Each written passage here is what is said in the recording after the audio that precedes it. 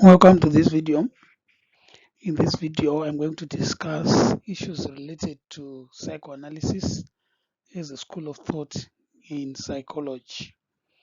I'll discuss issues related to the main characteristics, the main psychoanalysts involved in this school of thought, the individuals involved, the main issues or the main characteristics of the school of thought, criticisms, as well as the methods of study of this school of thought. The major psychoanalytic scholars include Sigmund Freud, Carl Jung, Anna Freud. There are others, of course, but these are the main psychoanalysts that we will have to locate as we study for the Introduction to Psychology module, as well as the famous psychologists and their work module. Under the origins of psychoanalysis, you have to realize that it was founded by Sigmund Freud in Vienna, Austria, in the late 1800s. It was developed and has been used as an applied technique of therapy in a school of academic or experimental psychology, such as behaviorism. The forces and beliefs of Victorian era and the events of the First World War are said to have had a significant influence on Sigmund Freud's perception of human nature, personality development, and human behavior.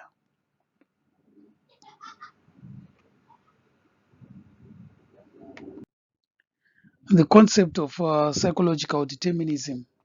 When you look at this concept, you have to realize that it stipulates that all thoughts, emotions, and actions have causes.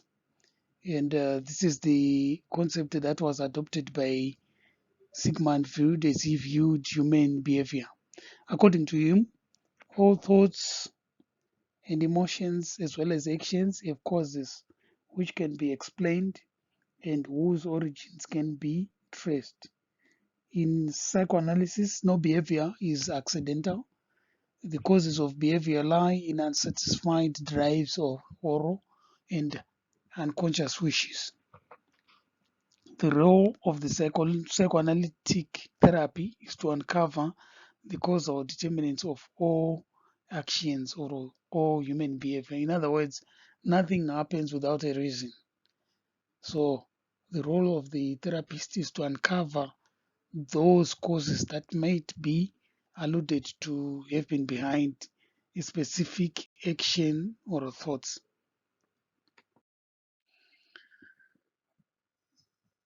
Sigmund Freud viewed human personality in three components.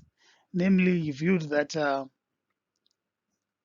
human personality is divided into three, namely the id, which is the primitive part of human personality from which the ego and superego later develop.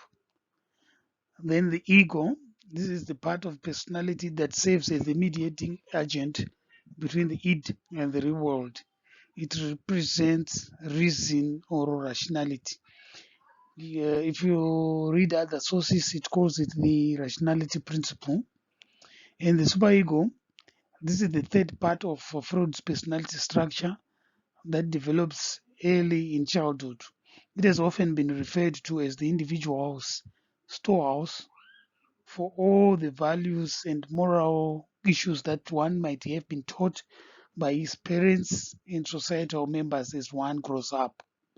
You have to understand these three personality structures as they form the fundamental basis of everything that we will later discuss under psychoanalysis.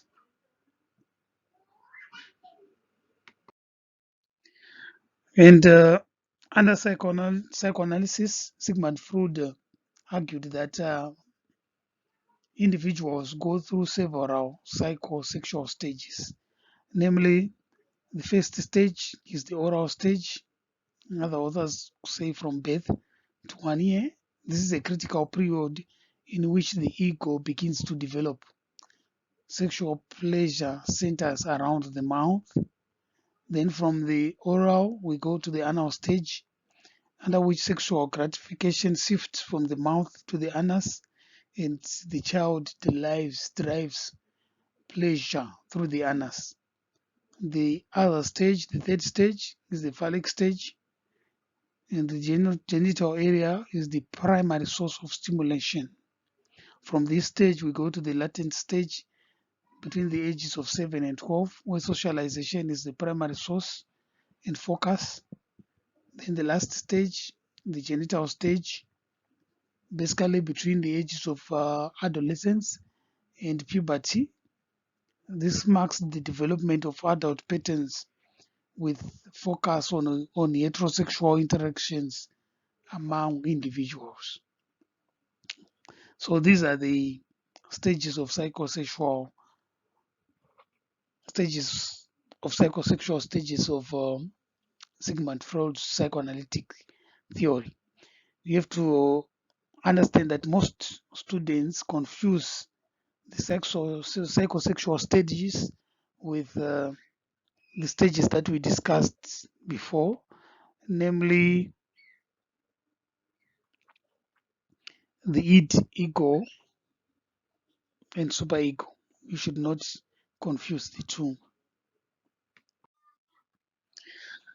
The ego mechanisms of defense are mental processes that attempt to resolve conflicts among drive states.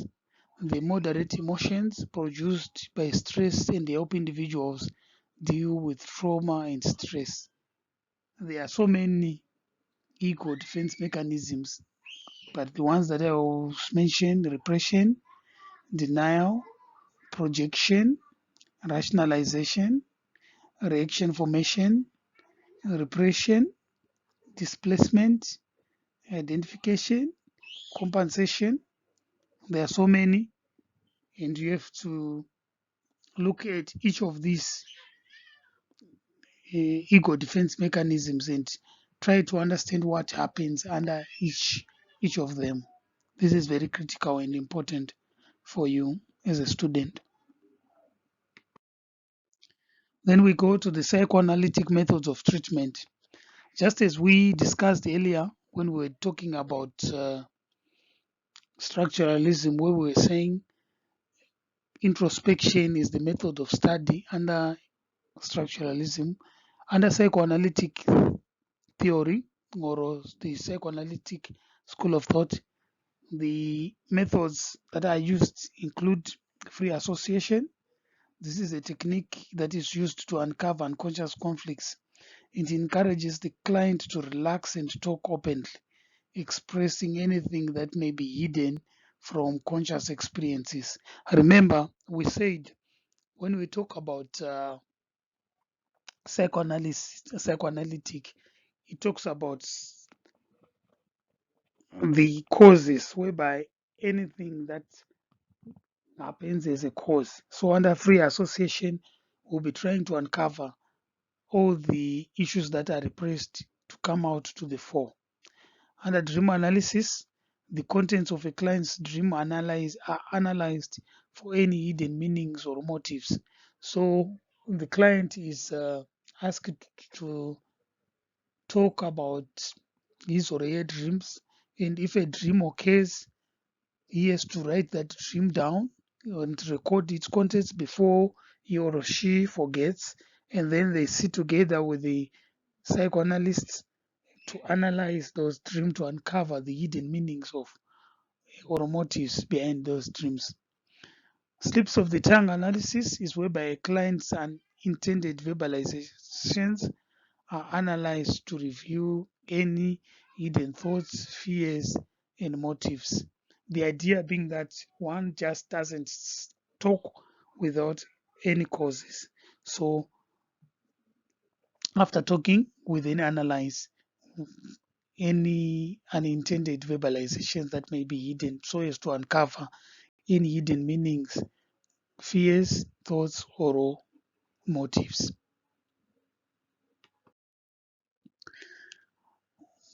Just as any other school of thought, psychoanalytic theory or school of thought is several contemporary applications.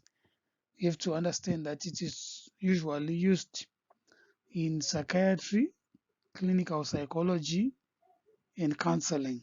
Some professionals receive specialized training in psychoanalytic theory at various psychoanalytic institutes around the world. This is where it is usually applied. Yeah, but you have to realize they cannot be limited to just these three. There are so many areas where psychoanalytic theory is applied. As for criticisms, there are so many, but I've cited at least four. Criticism of the theory have mainly centered on Freud's method of collecting data and his assumptions about human behavior.